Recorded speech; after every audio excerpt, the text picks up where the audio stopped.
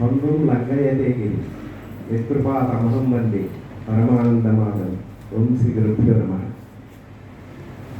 ఈనాటి మనోరంజకమైనటువంటి ఈ హరికథా కార్యక్రమాన్ని ఏర్పాటు చేసినటువంటి వారు 30 సంవత్సరాల పాటు ఉపాధ్యాయ వృత్తిలో ఉండి ఎంతోమంది విద్యార్థులకు విద్యాబుద్ధులను నేర్పించి విద్యావంతులు చేసినటువంటి విద్యావేత్తలైనటువంటి వారు, ప్రధానోపాధ్యాయులుగా ఉండి ఎంతోమంది టీచర్ యొక్క మన్ననలు పొందినటువంటి వారు, వీటన్నిటికంటే శ్రేష్టమైనటువంటిది ఆంధ్ర రాష్ట్రాన్ని అంతటినీ కూడా తన హరికథ చేత,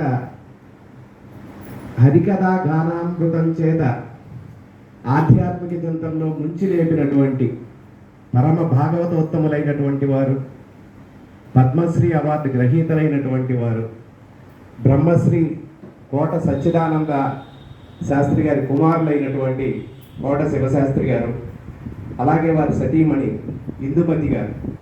వారు కూడా ఉపాధ్యాయ వృత్తిలో ఉండి సంప్రదాయబద్ధంగా ఎన్నో విషయాలని ఉపాధ్యాయులందరికీ కూడా నేర్పించి తాను ఆచరించి ఎదుట వారి చేత ఆచరింపజేసినటువంటి ఉత్తమ ఉపాధ్యాయులు.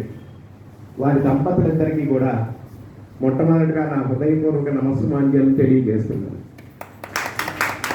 తర్వాత ఇంత ఆనందకరమైనటువంటి సాయంకాలంలో ఇంత సుందరమైనటువంటి కార్యక్రమాన్ని జ్యోతి ప్రజ్వాలనతో ప్రారంభించినటువంటి వారు 92 సంవత్సరాల వయోవృద్ధులే కాక జ్ఞానవృద్ధులైనటువంటి వారు.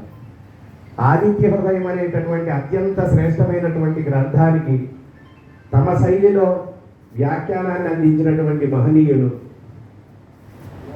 సంప్రదాయబద్ధంగా రిటైర్ అయినటువంటి తర్వాత తమ జీవితాన్ని ఎలా గడపాలి అనేటటువంటి విషయంలో ఆధ్యాత్మిక చింతనలో చాలా కాలం నుంచి గడుపుతూ మనందరికీ కూడా ఆదర్శంగా నిలిచినటువంటి వారు పరమ భాగవతోత్తములు, సత్యసాయి బాబా గారి విశ్వాస పాత్రులు అయినటువంటి బసవరాజు అప్పారావు గారికి అన్నిటికంటే మాకు ఆప్తులైనటువంటి వారు.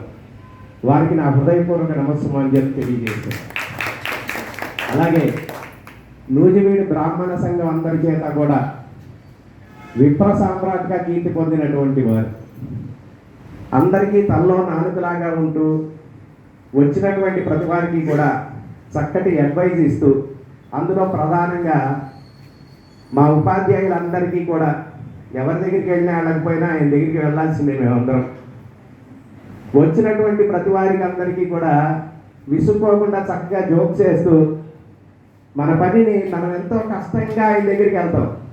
ఆయన 2 మాటలు నాకు అయిపోయింది నీ పని వెళ్ళిపో అంటారు. అలా చెప్పేటటువంటి వారు సామాజిక సేవా తత్పరతతో దీక్షాదక్షులైనటువంటి వారు.